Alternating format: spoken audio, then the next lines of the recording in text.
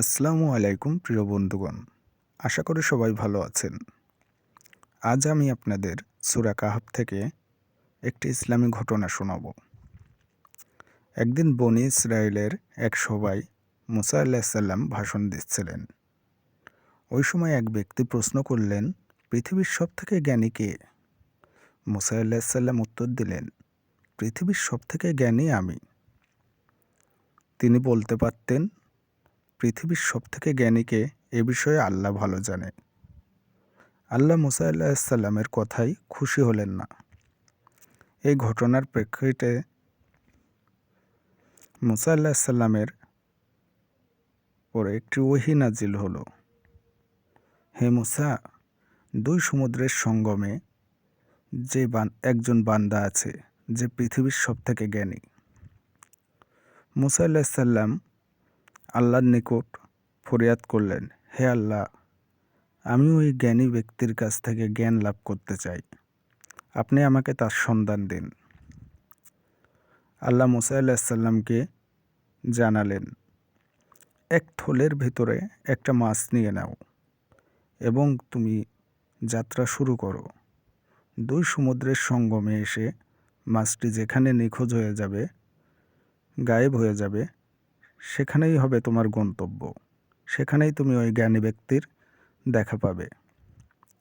মুসা আলাইহিস সালাম এক থলের ভিতরে মাছ নিয়ে এবং তার এক সাহাবীকে সাথে নিয়ে রওনা শুরু করলেন। যাত্রাপথে যেতে যেতে অনেকটা পথ পেরিয়ে গেল। তারা বিশ্রামের জন্য একটা জায়গায় বেছে নিলেন। সাহাবীকে বললেন, আমরা এখানে বিশ্রাম নেব, তুমি খাবারের ব্যবস্থা করো।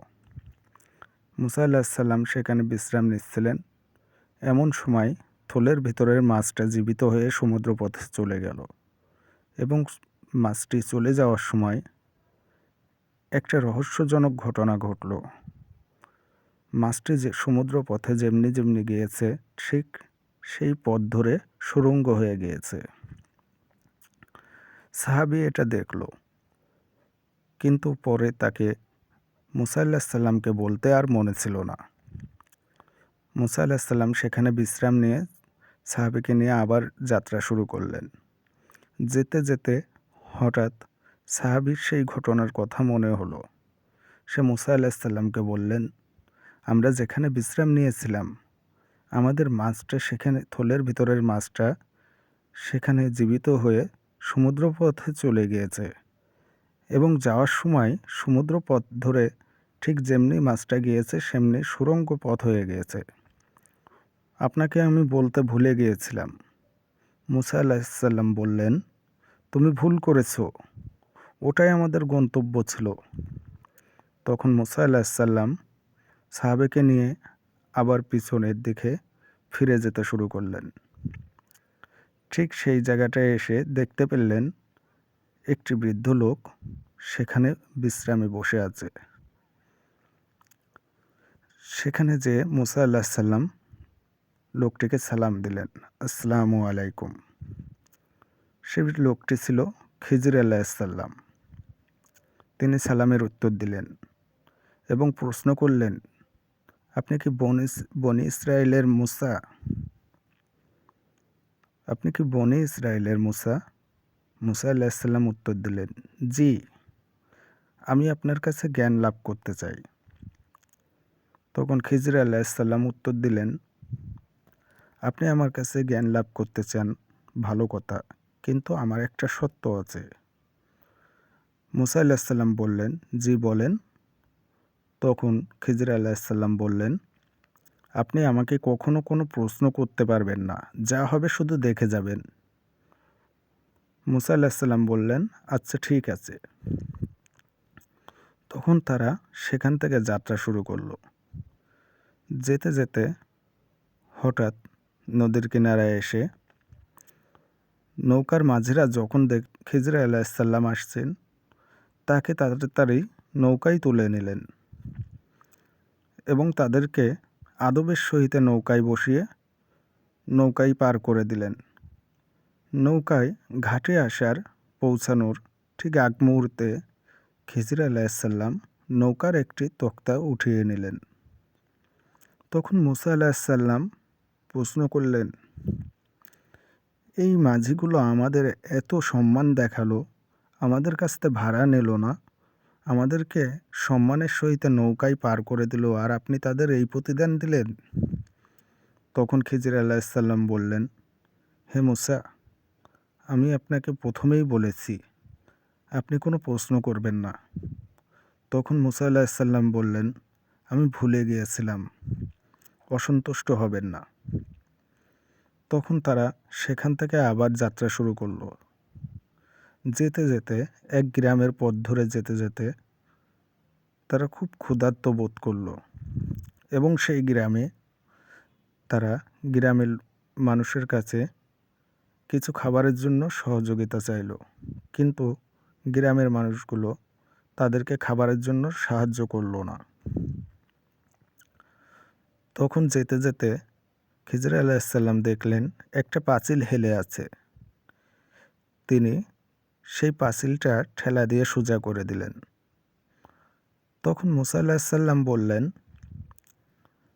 আচ্ছা, এই গ্রামের মানুষগুলোর কাছে আমরা খাবারের জন্য সাহায্য চাইলাম, তারা আমাদেরকে সাহায্য করলো না। আপনি চাইলে এই পাঁচিলটা ঠিক করার বিনিময়ে তাদের কাছ থেকে পারিশ্রমিক নিতে পারতেন, কিন্তু আপনি তা নিলেন না।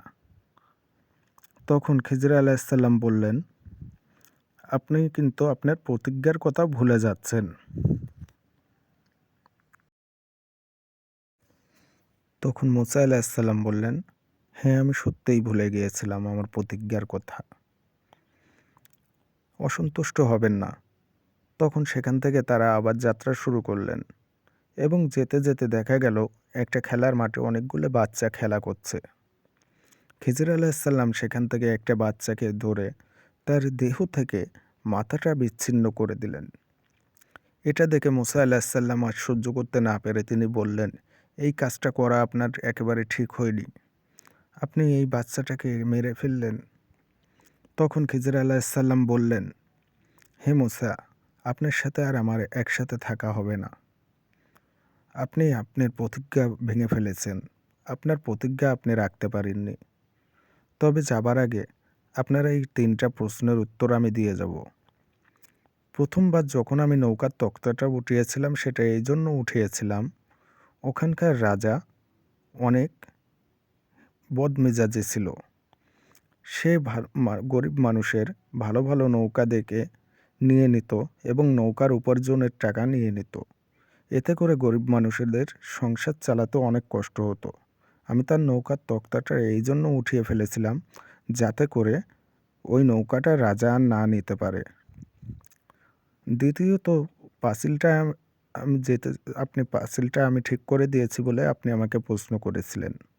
তো পাঁচিলটা আমি এই জন্য ঠিক করে দিয়েছিলাম, ওই পাঁচিলের নিচে 2টা ছেলে বসবাস করত এবং ওই 2টা ছেলের বাবা মারা যাওয়ার আগে তার যত ধন সম্পদ ছিল ওই পাঁচিলের নিচে পুঁতে রেখেছিল এবং আল্লাহর হুকুম ছিল ওই ছেলে 2টা বড় হওয়ার পরে যেন ওই ধন সম্পদ খুঁজে পায়। এই জন্য আমি পাঁচিলটা ঠিক করে দিয়েছিলাম।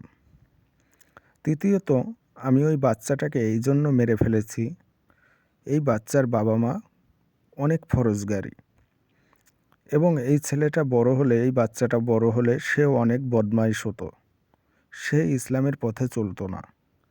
আমি এই বাচ্চাটাকে এই জন্য মেরেছি যে এই বাচ্চাটার জন্য আল্লাহ তার বাবা মাকে এমন একটা সন্তান দান করবেন যে ইসলামের পথে চলবে, ইমানের পথে চলবে। আল্লাহর হুকুমে আমি এই বাচ্চাটাকে মেরেছি।